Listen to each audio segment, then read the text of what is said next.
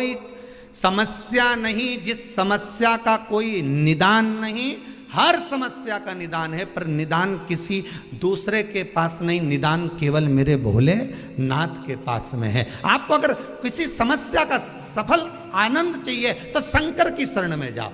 आपको सीहोर आने की भी जरूरत नहीं है, आपको हमसे मिलने की जरूरत नहीं है, आपको पंडित प्रदीप मिश्रा के पास नहीं आना, आपको किसी बाबा जोगी के पास नहीं जाना, आपको किसी के बेल भभूति लेने नहीं जाना, आपको तो शिव के पास जाना। जो शंकर की वस्तु है उसको स्वीकार करो, बस शंकर की वस्तु को स्वीकारिए।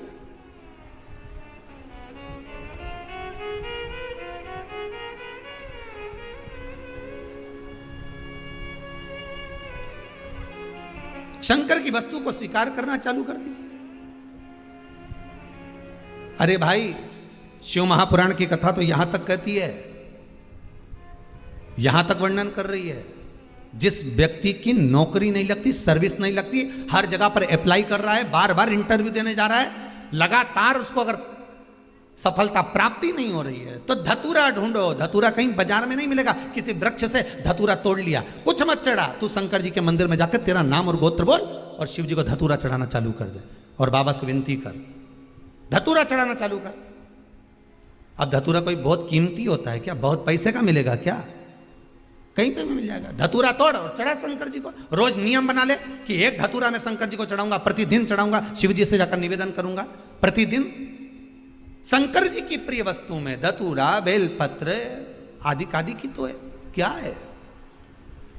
चढ़ा रोज एक धतूरा, फिर वही धतूरा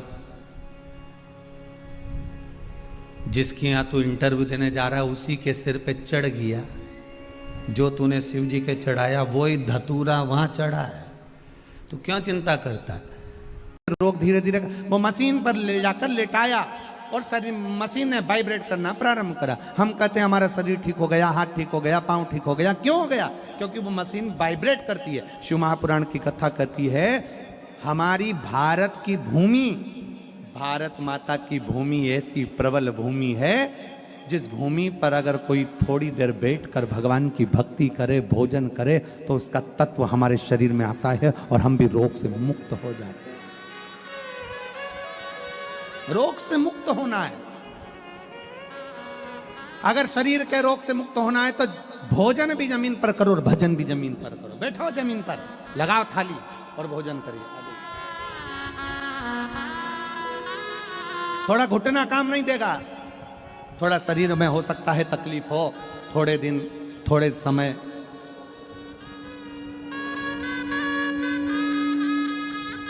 पास की बात आ जाए और जहां चैलेंज की बात आ जाए, कोई कह दे कि ये बीमारी लग गई है और इसका कोई हल नहीं है, तब हम आपसे कहेंगे कि उस बहन से कहना कि तू डॉक्टर का इलाज चालू रख, डॉक्टर की दवाई खिलाते रहे, क्योंकि हमारे शास्त्र कहते हैं कि डॉक्टर का एक रूप शिव का होता है, डॉक्टर भी शंकर का एक रूप होता है।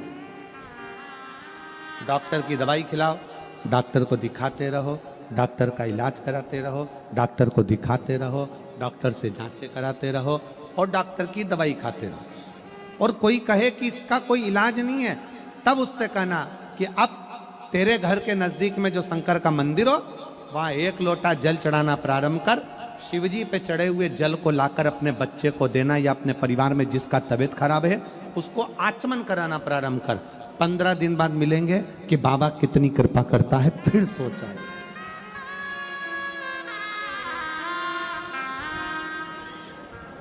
विश्वास मूल है।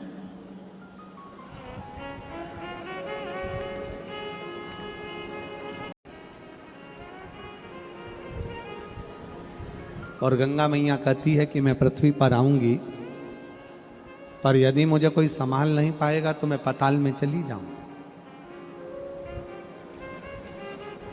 गंगा जी कह रही मैं आ तो जाऊंगी, पर मुझे अगर संभाला नहीं तो मैं पाताल में चली जाऊंगी।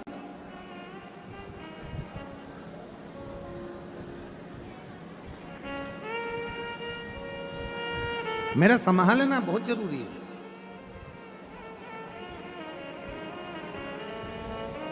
और संभालने के लिए कोई तो हो जो मुझे संभाल ले। इतने में भागीरथ जी ने तुरंत कहा कि आपको कौन संभाल सकता है, आप बता दो।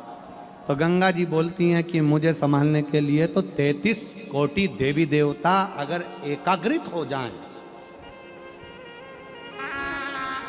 33 कोटि देवी देवता यदि एकाग्रित हो जाएं और 33 कोटि देवता एक जगह पर एकाग्रित होकर अपना पूरा बल लगा लें, पूरा बल लगाएं, तब गंगा जी कहती है कि मुझे कोई संभाल सकता है, तब मुझे कोई संभाल सकता है।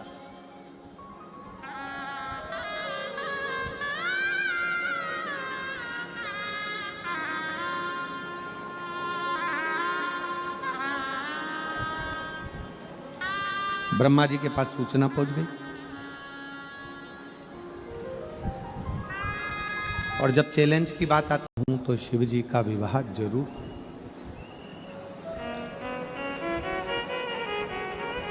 लोग कहते हैं पार्वती जी की तप साधना से शंकर भगवान ने विवाह किया।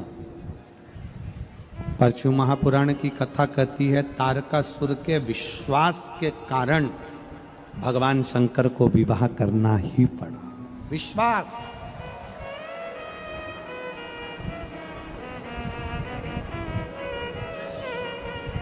एक भरोसा, एक दृढ़ता, एक विश्वास, एक मूल भरोसा, एक विश्वास शिव को करीब में लाता है। और कितना भरोसा होगा, कितना विश्वास होगा देवाधिदेव महादेव का, कितना भरोसा होगा, कितना विश्वास, कितनी दृढ़ता होगी। जिस समय पर षडानंद कार्तिकेय जी तारकासुर को मारने के लिए जाते हैं, जिस समय पर तारकासुर का संहार करने के लिए जा रहे हैं,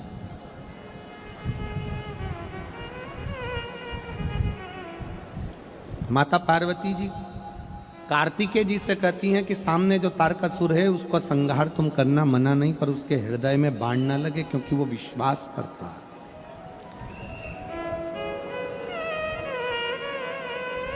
भरोसा करने वाले का भरोसा कभी नहीं टूटता, पर भरोसा किस पर करना है ये तुम निश्चित करोगे। संसार के लोगों पर भरोसा करा तो टूटेगा जरूर, पर शिव पर भरोसा करा तो कभी नहीं टूटेगा, ये निश्चित।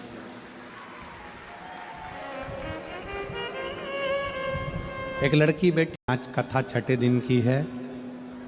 आज की कथा शिवरात्रि की कथा मानी जाती है। बहुत सावधानी से सुनिएगा, झोली भरकर लेकर जाना है आपको, बहुत सावधान। ये जाने वाले आने वाले आपको कष्ट जरूर देंगे, पर मेरा कार्यकर्ताओं से निवेदन है आज की कथा छूटे ना किसी की। एक बहन ने तो पत्र में लिखा है, देखिए, एक बहन ने पत्र दिया। परशु महापुराण की कथा कहती है पूजन भले कितनी भी देर का करो, पर विश्वास